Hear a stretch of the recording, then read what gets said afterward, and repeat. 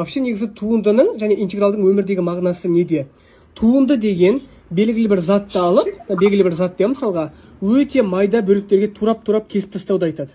Ал интеграл деген соны қайттан бір-біріне клейлеп жинауды айтады. Мысалға мынау конустың бір бөлігі болса, туынды, я. Интеграл деген бит жинау деген сөз. Түсіндіңіздер ма? Мағынасын. Сондықтан бар ғой, әріптестер, мысалға ше, шеңбердің ауданының формуласы қандай? Шеңбердің ауданы. Пи-р квадрат.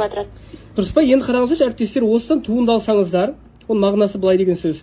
Мына толық бит боялып тұр ғой енді аудан деген. Соның бір кольцосын шешіп алу, ол туынды деген сөз. Бір кольцосын шешіп алу. Мынау краскілейтін аудан, ал мына бір кольцо іші пустой, ол просто ұзындық емес па? Я? Сонда мен мысалға 2х-тің квадратынан туындыны қалай аламын, достар? Мысалға 2х-тің квадратынан 4х болады, я? Ана 2-ге тиіспейсің, ана 2 алдына түседі. Сонда мына пиге тиіспейсің.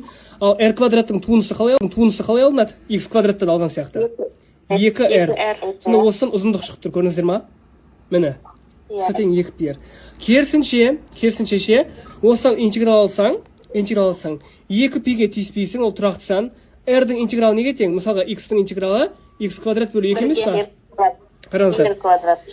X-дің интегралы x квадрат бөлі 2, так что r-дің интегралы ше r квадрат бөлінген 2.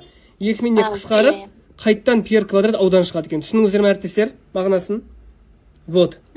Сонда интегралдау деген сөз мына кольцоны ше, бит толтырып, бояп толтыру деген сөз ғой. Көрдіңіздер ме? Міне мағынасы.